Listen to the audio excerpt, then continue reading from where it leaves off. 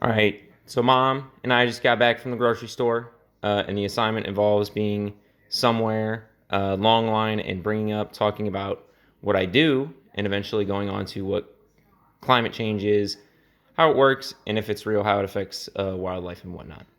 So, obviously, we kind of got onto this naturally because a lot of people ask what my job actually is. With Pre-Vet Wildlife, I'm the one going in and working directly with wildlife, making sure they're healthy. If we're doing any kind of population statistics and whatnot, I help keep track of that. Well, something that I do usually have in line at the grocery store is my big gas station soda. So to help kind of explain how global warming works and how climate change is real, I'm going to talk a little bit using this as my prop. So you see a typical styrofoam cup, and they say, "Hey, don't use styrofoam, don't use paper, don't use plastic. Get you one bottle, and just refill that forever and ever until you die." Well, uh, you know, that's one of those standpoints where it's, hey, everybody does their part. If we were leaving the house, we'd be turning off these lights. If we were going to the grocery store, as you can see, my mom is so nice as to use actual reusable bags and whatnot. Uh, that's what you're supposed to do. What I can tell you, however, is that a large portion of this climate change, which I am claiming is real, can tie back to this in the form of, Mom, what drink do I usually get, or what drink do you usually get? A Coke or a Dr. Pepper. Coke or Dr. Pepper, okay. Those are big. Well, I think Dr. Pepper is owned by Coke, but that's a big No, multi-gazillion dollar company, right? correct, yes. Uh, Centered in Atlanta, Georgia. That's their base of operations, but they work around the world. Everybody knows the history with them and Fanta and in Europe and Asia. Everybody loves a Coke. The classic ad from the 70s, share Coke with the world, or whatever it was.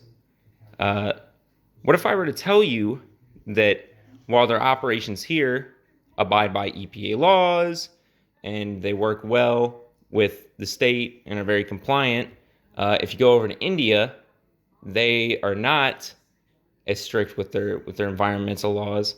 So Coke is able to dump and toss the trash and do construction and whatnot and clear forests and whatnot with little effort, and that actually is a big pollutant, and they're the main, not them specifically, but these big gajillion dollar companies are the main source of this of this damage to the world.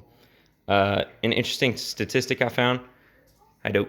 Uh, Duke's not doing anything for the environment. You're right. No, not today. Not today. What if I were to tell you that they say, ride the bus, carpool? Right.